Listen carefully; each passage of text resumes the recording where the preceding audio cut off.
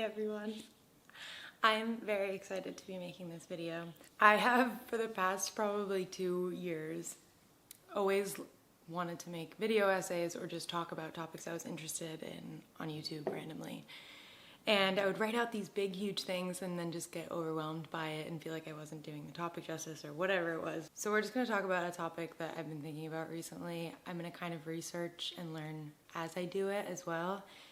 And that's all. I'm really happy to be here and I'm glad you are too. I don't know if I was born with some past lives or something, or just a perceptive child in whatever way, but I was always aware that the way that I looked really affected how people perceived me and how people treated me. And at first that was a really fun thing to play around with, and it still is, and I think it's kind of why I fell in love with fashion, because it allowed me to dress for whoever I felt like that day, to try on different parts of my personality. It always felt powerful, but there's also parts of it that began to feel like shackles on the other side of that, because once you realize how advantageous that can be, you also realize how much it can hurt you equally. Once I got older and was able to understand what I was doing by emulating my older, cooler babysitter or dressing a certain way at school so I would be seen as smart or fun or whatever it was, when I was able to understand what I was doing instead of just experiencing it and doing it kind of out of habit, I've thought so much over the years about how the clothes that we decide to wear represent our values, what we want to move towards, what we want to move against, what group we're part of currently, and what groups we aspire to be part of, kind of things we enjoy, the kind of things we don't, political statements, things like that. I started thinking about this a year ago when there was a lot of conversation around the rise of aesthetics and these hyper-specific things, mob wife, clean girl, and how those hyper-specific aesthetics and being able to so easily jump from one to another has impacted the integrity of clothing, the integrity of style, the power it holds, and how that's connected to this growing feeling of lacking identity that our generation struggles with, and connection. Specifically, how dressing in these certain styles used to hold weight. And I don't think it's lost that completely, but I do think it's lost it quite a bit for a couple of main reasons that are just natural parts of our progression as a society, maybe. I think one, increased access and ease of access. First of all, if you wanted to dress punk in the past, you had to go to a punk show. You had to know people who were punk. Now you can go on the internet and either willingly or not see what that looks like. You can kind of try on these identities without having to do the work for it or have the risk associated with it. And by risk, I kind of mean social risk, because things used to be so much more rigid. If you dressed that way, it meant for certain you had a certain political ideology, and of course that's still true in some ways. But I do think the differences were a lot clearer in the past, and they were a lot more alienating, which in turn makes it more meaningful, because you were willing to stand for what dressing like that meant so much more than you would have to now. And that's also, I think, related to like the speeding up of trend cycles and clothing being made cheaper and faster. We can buy really cheap clothing and then throw it out the next day and buy an entire new wardrobe for the Pilates princess we want to be the next day. The kind of less social resistance to it, meaning like you could dress punk and still get a job and be like an alternative transgender person and end up being the Staples, baddie, which love her. The less social resistance part of it is good, because I think this is what we were striving for, but this kind of ties in an entire thread through this of the problem of identity and so many different parts that go off of that. And something I've been kind of wondering about is, does individuality only hold integrity when there's risk involved? And is it only respected when it has stakes? And I've seen a lot of conversation about Gen Z lacking identity or just falling into this homogenized group that appears to be an individual and is like performing individuality without actually valuing self-discovery, things like that. I think that's kind of stupid, because what I want to talk about next is how historically clothing has been used for social, political movements. And a lot of these movements and things were all really centered around a goal of wanting individuality to be celebrated in society instead of demonized. And so it's kind of funny to me to look at when we've gotten here and now everyone is really upset at the way that individuality has ended up looking, One, I don't think it's necessary for everyone to be an individual. Humans naturally like similar things and have similar ideas, and I think it's important to, you know, have a healthy amount of checking yourself over why you like the things that you like and if they really feel aligned with you. But I don't think it's the worst thing in the world to figure out who you are in the world and what you believe in by trying on different groups and seeing what fits. And I think it's really hurtful for our generation to be so morally entangled with that. This whole video was reignited by this book called Black Ivy that I'm gonna kind of get into later, how this changed a bit of my perspective on what I'm about to talk about. I had heard about on a podcast before that I really wanted to read, and then I saw it at the bookstore I went to, like, for inspiration about some kind of video I wanted to do like this, and then it ended up tying into everything. It's basically a collection of pictures and notes documenting 1950s, 60s Black men in America who started adopting Ivy League style. And I'm gonna get into why this is so cool and different from what I'm about to talk about later. Anyway, we've always done this. We've always used our clothing as a representation of something. I just kind of wanted to go back and look at when this started. Something else I want to get into later is Maslow's hierarchy of needs. I had thought about this the entire time I was doing the other thing, because when looking at anything happening in culture that people are mad about specifically or not mad about, I'm always curious of why it's happening. And instead of demonizing people for it, why don't we look at what needs are being fulfilled by people doing it? If a lot of people are falling into it, there's obviously some benefit. And I think that benefit is that it provides us some of the things on, like, Maslow's hierarchy of needs. I think throughout history we've kind of moved from here to here with clothing. But we're gonna get into that later, and I'm gonna start when we were here, okay? Of course, we have always used it to signal social status, political status. I mean, you can look at in ancient Greece and Rome and ancient Egypt. Wealthy members of society dressed differently than non-wealthy members. They had jewelry that differentiated them. They wore makeup that they thought pleased the gods. I remember when I was reading something about that, someone said, in a way we still do. We just worship different gods now, which I thought was awesome. We've always had dress that is more than just utility, which is, again, kind of like starting at the bottom of the pyramid. At some point it was used for protection, for warmth, for things like that. And then as we kind of move throughout a society, we start to have different things that we care about and value. And so we start making everything in our life align with those things or become a part of them. Does that make sense? What I found more interesting than that was reading about when people decided to dress differently and stand out as a form of rebellion. We go through, like, the French Revolution. There was a group of resistance people that were called sans-culottes. I'm pronouncing that so wrong. It just means without breeches, because they started wearing long, loose pants as a way of revolt, which is so funny. Like, we don't have anything really like that anymore. Truthfully, I don't really care to go into the crazy history of this. Like, this isn't gonna be a research video. I think I kind of wanted to do it like that at first, but I think I want to just more casually talk about it, so I'm gonna do that. These times in history where people have made little adjustments to the way they dress to actively defy the systems that they were in, to make themselves look different. Women slowly starting to wear men's clothing was a symbol of freedom, of utility also, and that's, I think, a cool sector where, like, a lot of women's clothing throughout history has been specifically designed to keep them in certain roles and to keep them dependent, as something as dramatic as foot binding, or something that we don't think about as much, like corsets and these elaborate pieces that we used to have that literally don't allow you to get dressed on your own. The design itself is inherently, what's the word? Like, inherently subordinates you. That leads me to also think about, I was listening to this podcast recently, Articles of Interest, and it was called The First Great American Designer, Claire McCardle. If you've done any fashion history learning, one of the first things you learn about, I went to fashion school, is Christian Dior's The New Look. That is something in history that I've always seen presented to me as something that is to respect and have so much reverence towards. But listening to this podcast and hearing the account of it alongside another designer at the time really changed my perspective on that. The other designer was Claire McCardle, and at the time she was designing for department stores. But her and Christian Dior were working together at the same time, And she was designing clothing with pockets for women. The first dresses they had ever seen, like I'll put it here, that women could just throw over and tie on themselves and be independent people throughout the world. They could work, they could do these things, whatever. And her name never went on anything because one, that wasn't really a thing that department stores did, but also women weren't really designers.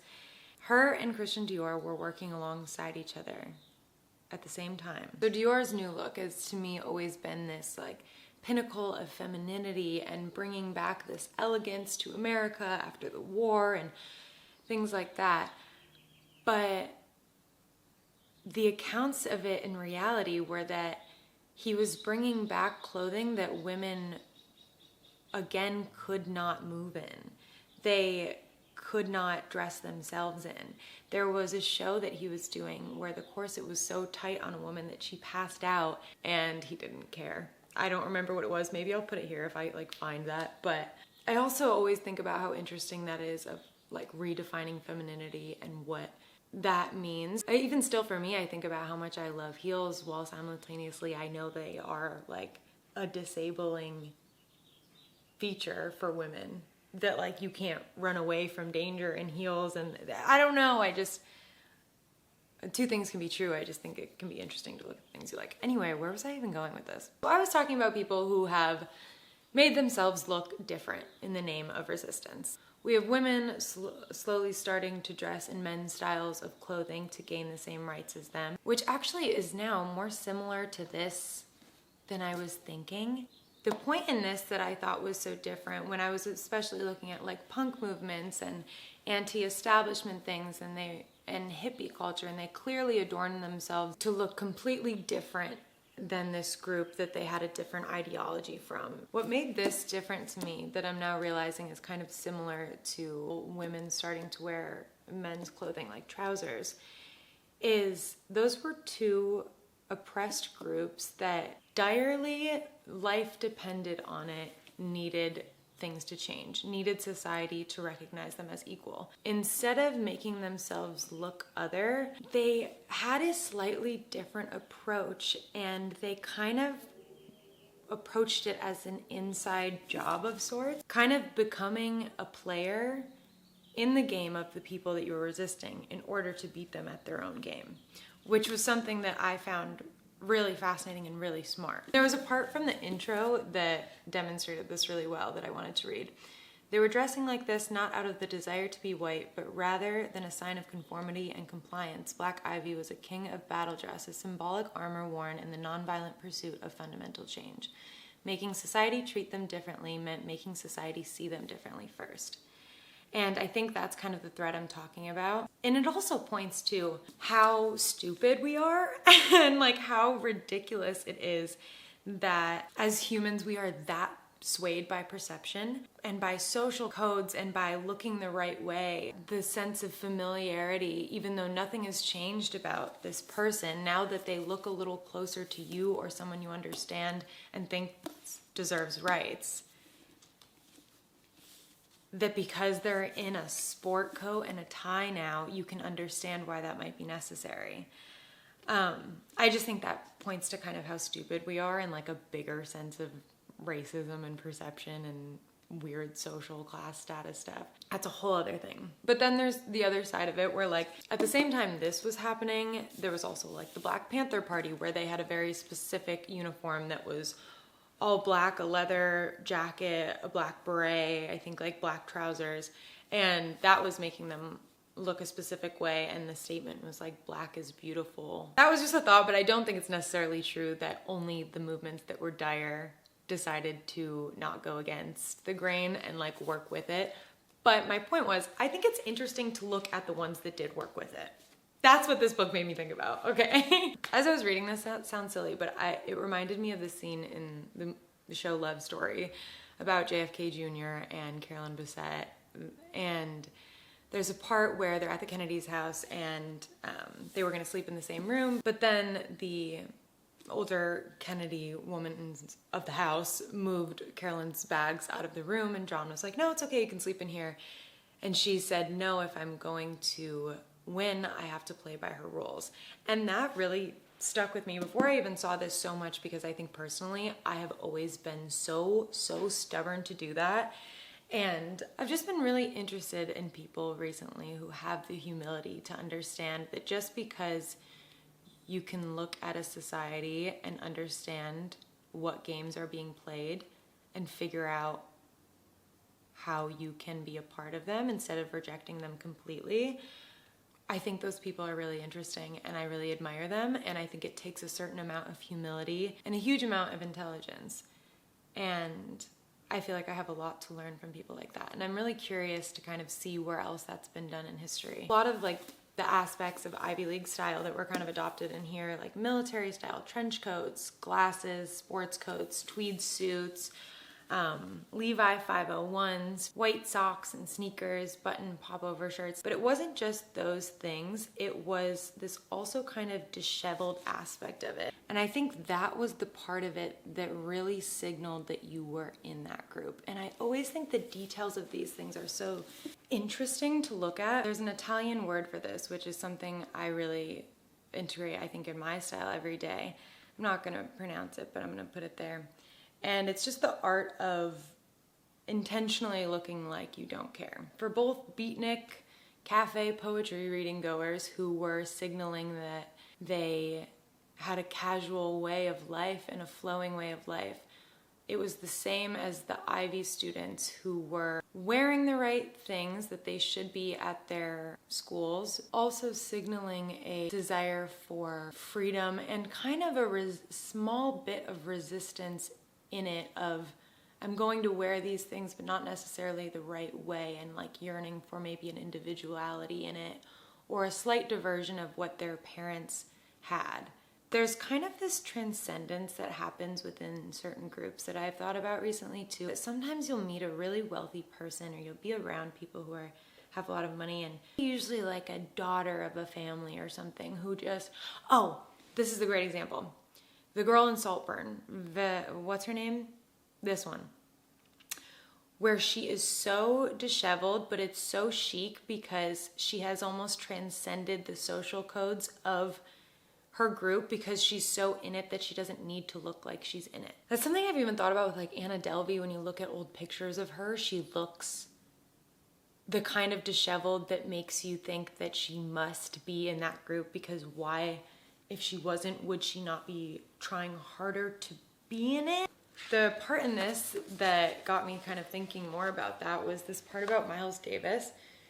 I'll just read it to you. Irony is that while many Black Ivyists adopted the style in order to be perceived as acceptable in the eyes of the mainstream, they instead managed to heighten the perceived differences by giving the style an edge and attitude that it would have otherwise lacked. A prime example of this is Miles Davis, here wearing a blazer, contrast button, raised seam, soft shoulder with a military-style embroidered patch on the breast pocket and a pair of light-colored chinos.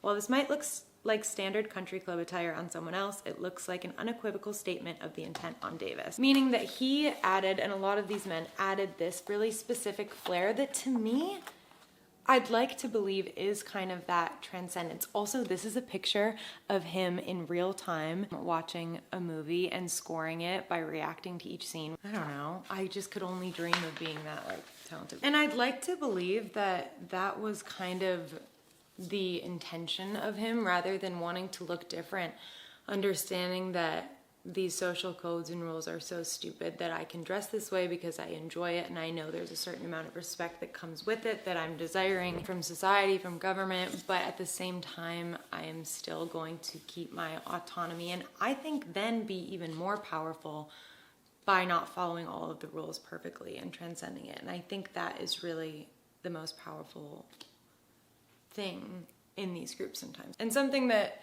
has to be used so strategically, because I think, like, going back to what I've said, I've done that in the past where it's hurt me because I've made myself stand out almost so stubbornly. Of just like, I'm not gonna follow the rule because I don't wanna follow the rules, but like taking myself out of the game before I even played kind of thing, you know? Anyway, the last part I kind of wanted to talk about was beyond having this more serious need to use our clothing to enact change, I kind of want to talk about what I was talking about before, which is why as humans we have done this forever, and why I think we always will, and why I don't necessarily think it's a bad thing like it's become now. Coming back to today, we understand that clothing reflects our identity, the way we see the world, the way we see ourselves, others, what we think. If now we can have these come and go so quickly and easily, and maybe we're not that personally attached to them, why is the internet so obsessed with them? Why are we still doing them? Why are we following them?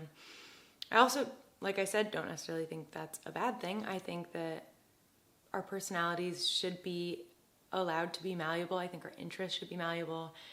I personally think it's really cool that we try on these different things, and the conversation of that being so negative and being tied so closely to morality. I just think that it's hurting us as a generation the same way that being extremely left and only having a very narrow view of what being on the left looks like is hurting us. I think we're doing the same thing with individuality, and maybe just allowing people to discover what that looks like for themselves might be a little bit more productive. I understand the fear of things that hold weight to you being diluted, like somebody wearing your favorite band on a t-shirt that they've never heard a song. I personally, right now, hold the belief that I don't think that's the worst thing, because I think if they just like the album cover, that was a part of their art too, and hey, they're wearing my favorite band, and maybe someone will listen to them, or maybe they will listen to a song on the shirt and they'll get to share a part of the joy that that artist has given me even for a moment, or they discover something they don't like. I just don't necessarily think it's the worst thing. I know there's cases where it probably is, but I don't know. That's me. You can think whatever you want. Back to why we're doing this. I think over time, when we look at Maslow's hierarchy of needs that I was kind of thinking about, we've kind of started here and then we've really quickly moved up here. Obviously, all of these things are still a part of everyday life and fulfilling those. But it feels like we've kind of focused so much of our clothing on this top part that I don't necessarily think is the most important part of it, where I think we can kind of come back to like, hey, love and belonging is a really important part too. Also part of like what we're doing when we're trying on all of these different styles and trying to see which groups that we align with and which we don't and what we like. And also fits into the esteem part of like, maybe it makes us feel good or maybe it doesn't. And then we have this, you get what I'm saying? It feels like we're really focused on that top part of like it needing to be this huge pursuit. I don't know. I had more thoughts about that earlier, but anyway, I think we all have basic needs for love, belonging, and connection. And I think sometimes clothing and signaling that we're parts of groups that maybe we're not sure if we are or not yet is part of our desire to find that. And that's okay. That's all I got on that. They bring us joy, they bring us sense of community. Something else I've just found really interesting about this is, do we only respect individuality when there's risk associated? Now that there really isn't resistance for so many things, is that why we all feel so empty? Is that why there is this large yearning for identity and connection and individuality, or a general sense of well-being because we don't struggle in the same way and struggle isn't really valued, maybe? Even though the things that we have to struggle for are valued, the actual struggle isn't. And that could go into so many other things, but another like Alyssa Liu quote I've been thinking about forever is when she said, struggle, I really like struggle. Struggle makes me feel alive. I feel like so many people have been talking about her in that recently.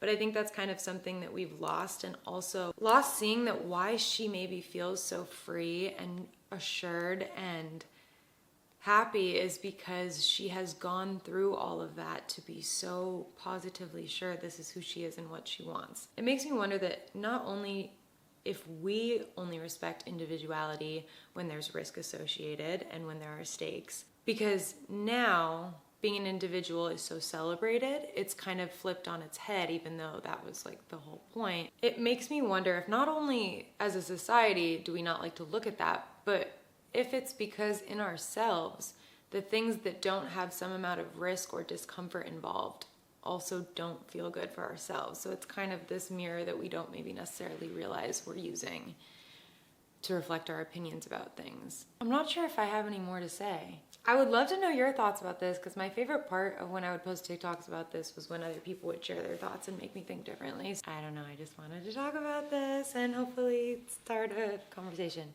Anyway, let me know if there's any topics you also would like to hear me talk about in research, because I really want to talk about and research stuff. Bye, thanks for being here. Especially if you're still here, thank you. That's awesome, and I love you. And thanks for listening. Bye.